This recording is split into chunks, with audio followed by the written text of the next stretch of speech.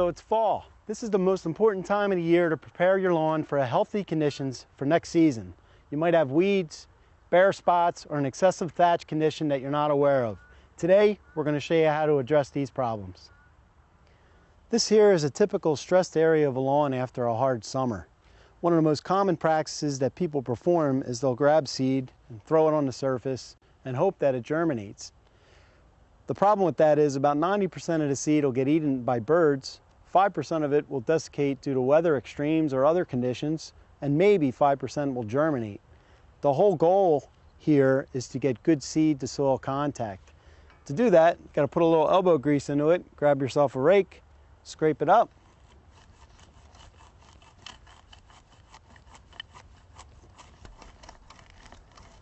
and as you can see, we're starting to expose the soil. We now have the ability to put seed right into the soil, which is where we need it to germinate.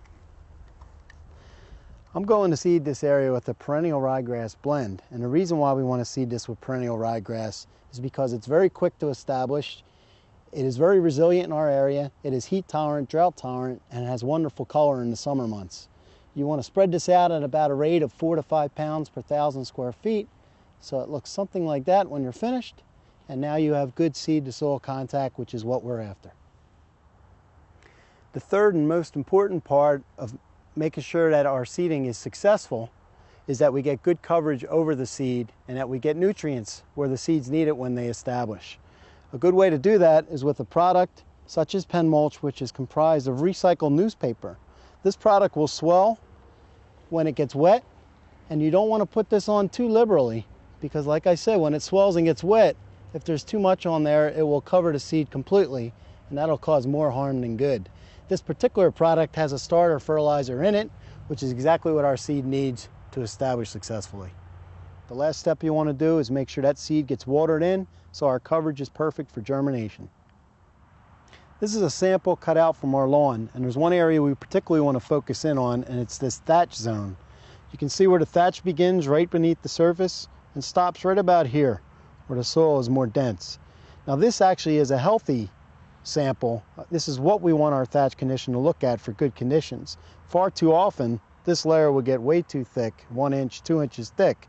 That begins to impede root penetration, aeration into the soil, nutrients into the soil, and leads to a whole slew of problems while reducing the stress tolerance of your grass during the summer months. So there's things we can do to make sure our thatch remains as healthy as this one.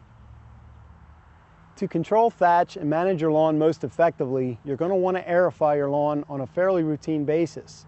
There are many attachments you can buy for your lawnmower at your local hardware store which help you with that if you have a small area. But if you have a much larger area, you're better off hiring out and using a machine such as this one, which has the ability to dethatch, aerify, and seed your lawn all in one step.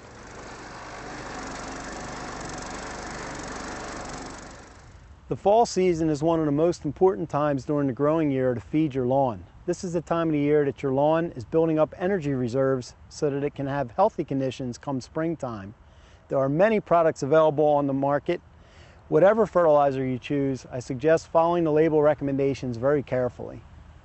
With the tips we've showed you today, I'm sure you can secure a much healthier lawn come next season.